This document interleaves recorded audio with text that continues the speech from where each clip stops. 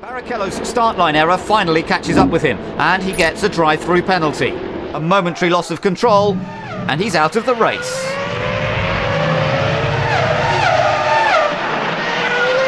There's no time for recrimination. Occupied with Coulthard, he slides into Trulli, nearly taking Barrichello with him.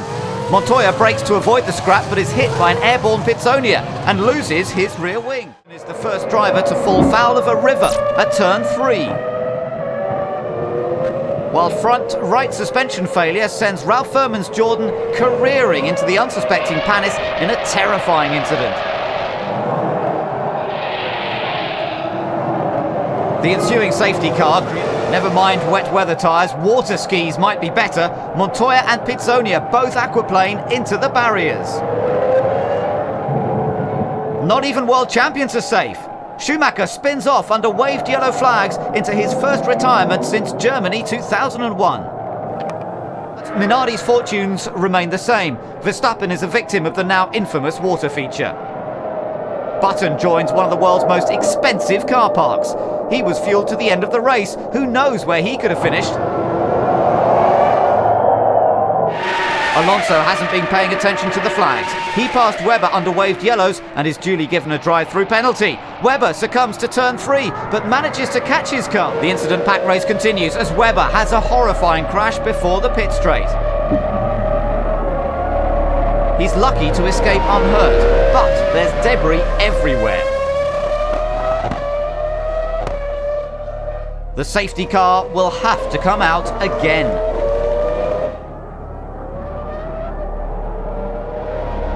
Fisichella starts the 56th lap, while Kimi ducks into the pits. But believing the accident was behind him, Alonso chooses to ignore the waved yellow flags again.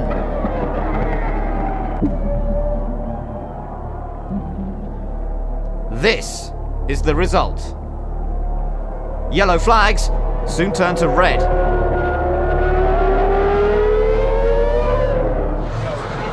It looks like the race stopped at the right time for Fisichella.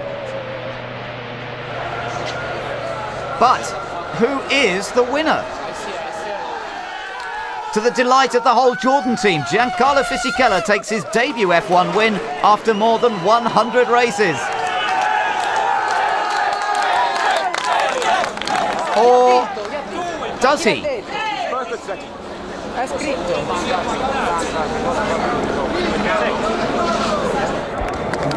The stewards hand victory to Raikkonen, making it 3 wins in a row for McLaren. Jordan have just 3 since 1990. Ron Dennis may be beaming, but Eddie's face says it all. Following an FIA investigation, Jordan arrived in Imola, victors of the Brazilian Grand Prix. The rule states that once a race is stopped after three-quarter distance, the race positions 2 laps prior to the red flag form the final result. On lap 54, Fisichella was leading the race and had started lap 56 when the red flag was waved. Therefore, he was declared the winner and finally got his hands on the winner's trophy. Fourth place Montoya overshoots the mark, sending his Jackman flying and delaying proceedings. Michael is not impressed. Michael knows this and keeps pushing hard. Starting from the back is always a risky business, but forget launch control, Kimi must have pressed self-destruct. The safety car comes out while the debris is cleared. Trulli could have had a podium finish, and now he's furious, while Kimi can't quite believe it.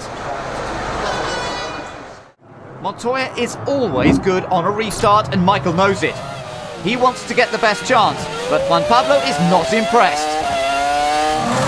But fire certainly is. Droplets of fuel make contact with the engine cover and ignite. There's no panic. The mechanics reach for the fire extinguishers and douse the flames. Only time will tell if he has enough fuel on board. Michael's away with a quick wipe of the visor, leaving the mechanics to clean up. He touched the barrier under braking on the exit of the tunnel, leaving him powerless to stop this tremendous impact.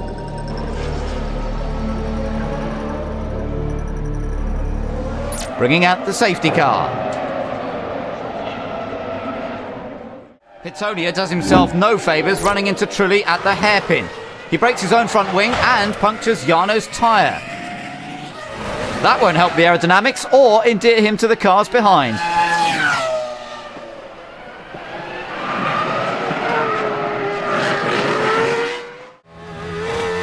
But he hits a bollard in the chicane. A broken front wing will need emergency action.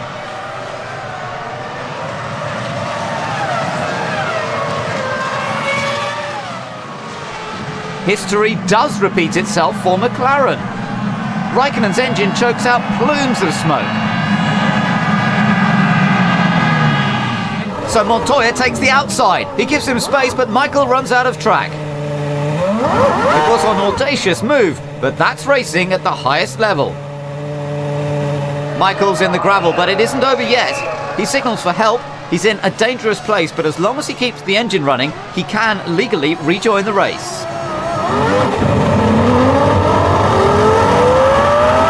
Coulthard hopes he can show Alonso how it's done. But he's obliged to take rapid avoiding action that leaves him spinning into the gravel. No marshals can get him out of there. He has clear views on the incident and is absolutely furious.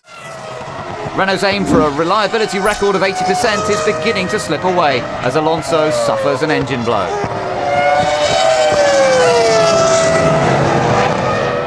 On the same lap, Fisichella's engine goes up in smoke. Trulli has been crawling. He finally calls it a day and retires after falling back to 9th. McLaren suffer problems with their refuelling rig and have to switch to the spare hose. Coulthard is given the all clear, but he is still too attached to that fuel rig. The refueler manages to disconnect the hose and David finally gets underway.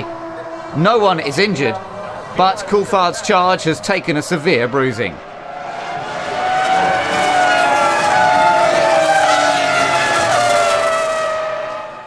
But there's debris on the track at Cops. Coulthard's cockpit safety padding has come loose.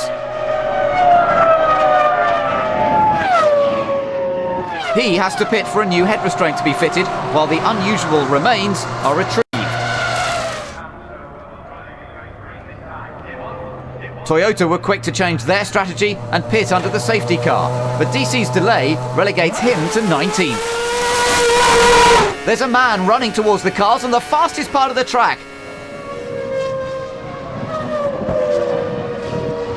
Miraculously, nobody is hurt, but the safety car is brought out again while the clueless campaigner is dragged out of harm's way.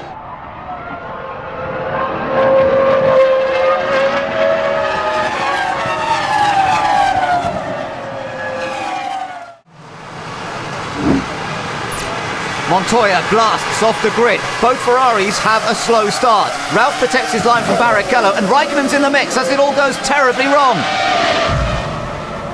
3 out of 5 championship contenders are out in the first corner.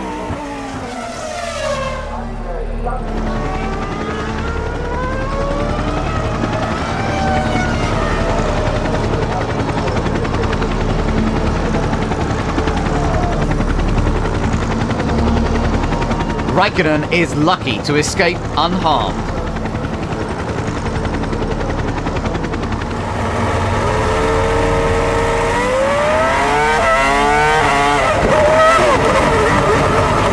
Ralph manages to crawl back to the pits. It may be hot, but a gigantic hole in the side pod is a rather unconventional way to keep the car cool. There are repercussions right down the field. A secondary crash wipes out Furman, Frentzen and hinders Jaguar debutant Justin Wilson. He lost his rear wing and had a horrendous crash during Saturday morning practice.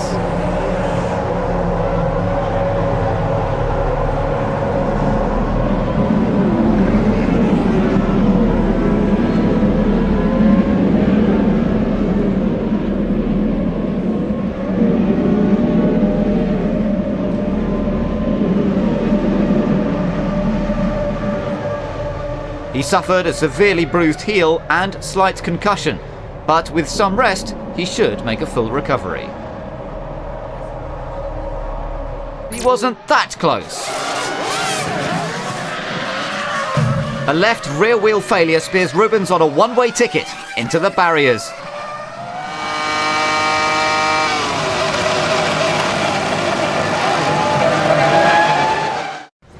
After Budapest, Ferrari instigated a protest over an alleged increase in tread width on the Michelin tyres. As far as some were concerned, the issue of tyre measurement had been dealt with before. We asked precisely how and when are you going to measure it? Answer was new. Fine, we worked accordingly. An oral answer or a written answer? Oral. There was four people present. 4 from the FIA and 2 of us. And when was that answer given? Was in before Imola, 2001. But not everyone interpreted the rule in the same way. The construction and regulation, as far as we were concerned, was not when new. It would have said, furthermore, when new, the tread would be no more than 270. It doesn't say that. So we had an interpretation which was different, obviously, to the Michelin teams. We have a regulatory body. We have to. Why did you wait for 38 races before raising this point? If you had this view all the time, it seemed an odd time to raise it, Ross.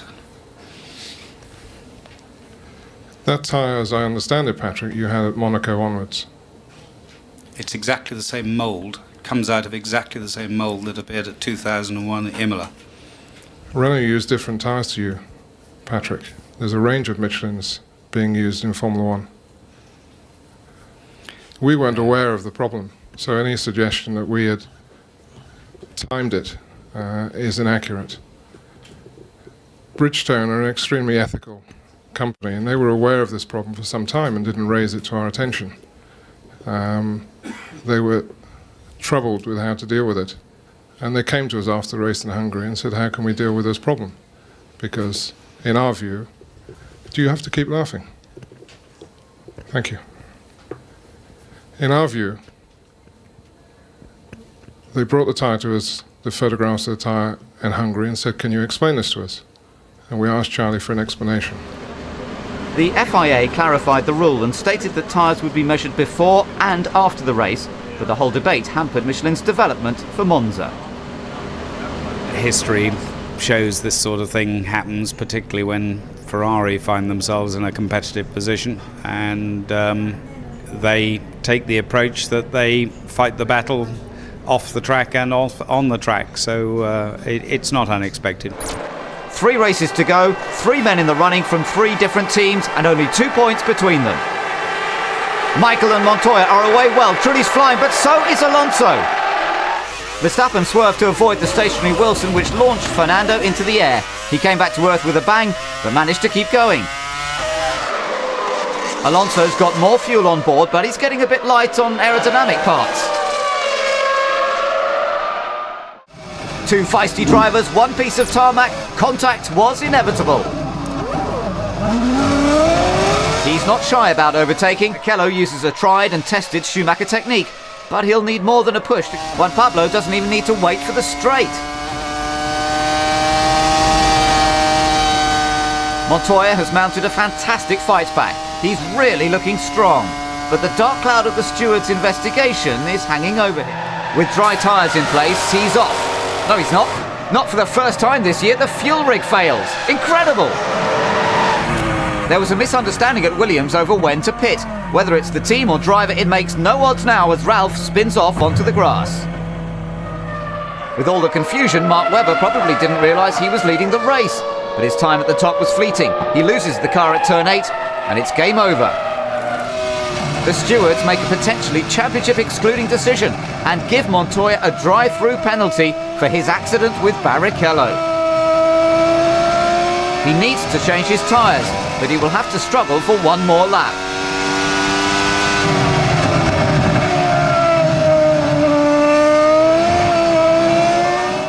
Michael would do well not to follow his example. Fortunately, the incident takes place at the last chicane, so Michael hasn't got far to go for repairs. But that means a frantic Ferrari crew have little time to prepare.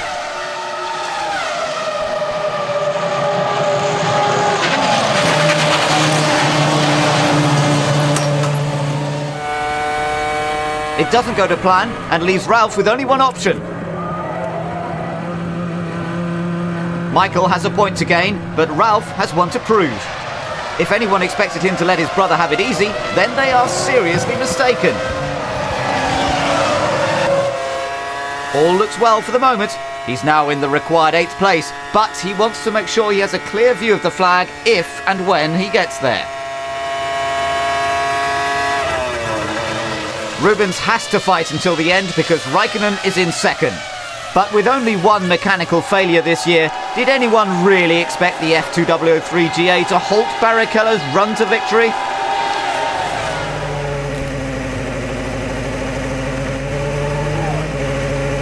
His win hands Ferrari their 5th consecutive Constructors' crown and, of course, an unprecedented 6th world title to Michael Schumacher. He has most of the records in F1, but this one really will take some beating. It's been one of the most enthralling seasons in years. Raikkonen and Montoya took it to the wire, while Alonso could be a star in the making. Strong performances from Button and Webber see them on equal points. Gene and Sato only raced once this year and do well to score. Not much separated the top 3, but Ferrari took the top prize in the end. A final surge from BAR leaves them a well-deserved 5th. After more than a decade in Formula 1, 2003 has seen Michael prove he still has what made him great.